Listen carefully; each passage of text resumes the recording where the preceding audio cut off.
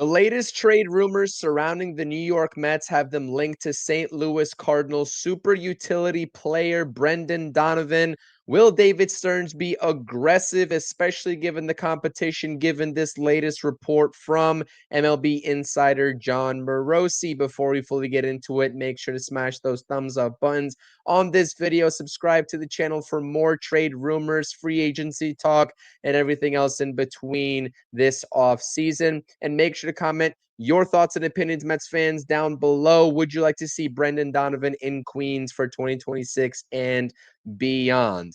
And we've been talking about a lot of trade speculation surrounding the New York Mets. Not only players that they are targeting, but also players that they have actively on the trade block that are still within the organization right now. And the latest Jon Morosi report surrounding Brendan Donovan and the St. Louis Cardinals organization that is still trying to figure out who's going to be there for the long term versus who is not. It seems like players that are approaching their primes or already in their primes are going to be exiting that organization. At least that is the case for Nolan Arenado and Brendan Donovan. Per Jon Morosi, Brendan Donovan is drawing trade interest from the Dodgers, Mets, and Yankees. And he goes on to say as well that the Phillies and Astros also are seen as fits for Donovan. And there is going to be a lot of competition here because Brendan Donovan can be a real good asset, especially defensively in the configuration of any team that needs an outfielder, a third baseman, a second baseman, and sometimes maybe even a shortstop, which we know is not the New York Mets given Francisco Lindor's presence, but the ability to play at that position in any position on any given day is something that is seen as very valuable. And I draw Brendan Donovan in the comparison of his play style, not only offensively, but him being this super utility player, having played multiple different positions over the past few seasons of his career to the likes of Jeff McNeil. This would basically be a 4-year younger Jeff McNeil, as Brendan Donovan is going to be 29 years old this coming January. And Jeff McNeil, as we all know, is already 33 years old. And there's a lot of trade speculation per Jeff Passan. We know that McNeil is on the trade block. Could this be a backfiller in the mind of David Stearns? And for those of you all who are wondering why the New York Mets would go ahead and trade assets for a player that is viewed very similarly to Jeff McNeil, even though he is younger, but similar game styles defensively and offensively. Why would we do this? Well, let me tell you this right now. Brendan Donovan, over the past couple of seasons, especially offensively, with these metrics that you see on your screen, has been everything that we have been expecting Jeff McNeil to get back to. And as Jeff McNeil has gotten older, we have started to come to the realization that we may never see those career years from Jeff McNeil, especially at the plate, ever again. And it's very important to notice and know the contract structure for Brendan Donovan. You get 2 years of control left. As I just mentioned, he's 29 years old, and he will not be an unrestricted free agent until after the 2027 season. And you can see right here with those values of production offensively in 2024 and 2025, he is the real deal. He really is. And he's one of those guys that is not going to hit for power. He's going to be more of a contact hitter, supposed to be a little bit less of a strikeout guy. As you can see, the K percentage to my left is basically going down every single year. There was a slight increase from 2024 to 2025, but it wasn't drastic, and it was a lot less than that 15% that you saw right there at the very top.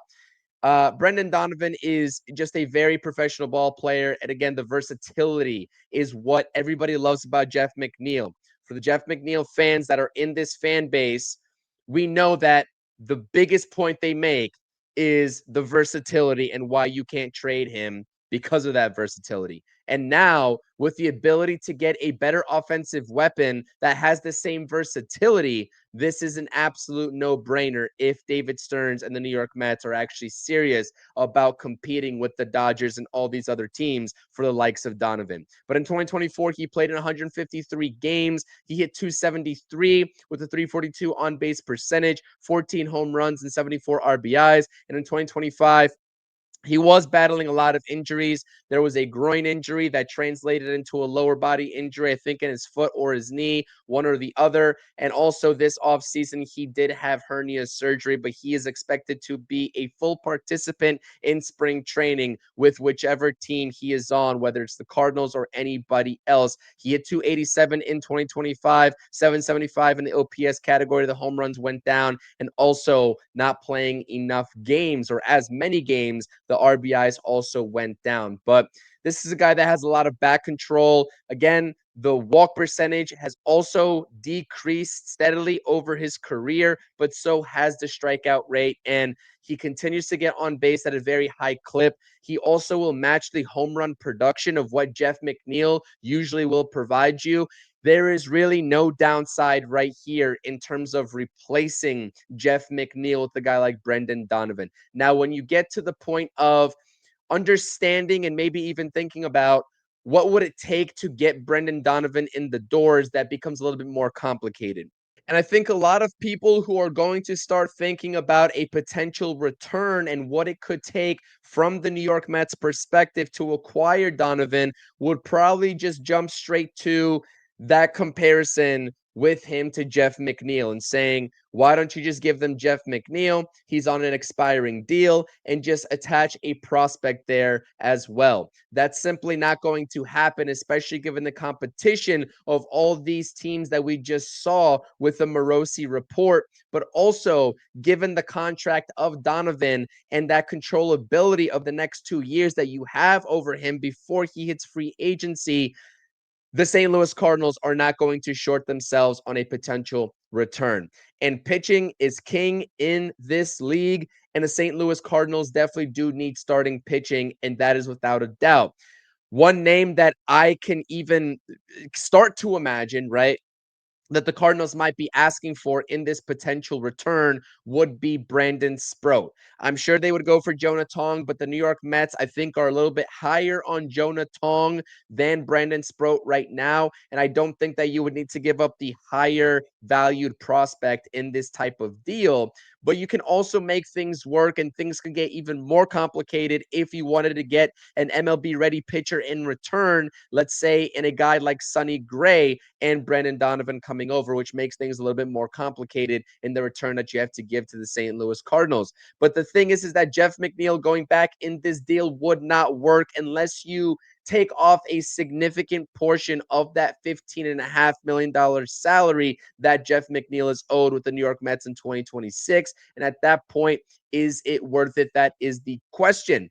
And so the Mets have enough to make not only this deal happen, but any deal that they choose to happen from the pitching perspective and the offensive perspective. I talked about 2 trades in my latest videos that I will link in the description down below. Skubal, Corey Seager, and now Brendan Donovan. It is very clear that there are not many teams around the league that are able to match the compensation of what the New York Mets could give up for any player that they identify that they want. It's up to David Stearns to also gauge the interest and understand how far he's willing to go to acquire said player. Brendan Donovan would be a really good and key piece on a win now team. And that's something that I fully expect them to continue to explore. But as we all know, the New York Mets always hold their cards close to them, and reports rarely ever leak out of guys that they are actually targeting. So we will see if this comes to fruition. As always, thank you for tuning into the podcast. Thank you for coming back to the channel. It's your boy CP. Make sure to smash those thumbs up buttons, hit that subscribe button, and I'll see you all on the next video. Peace.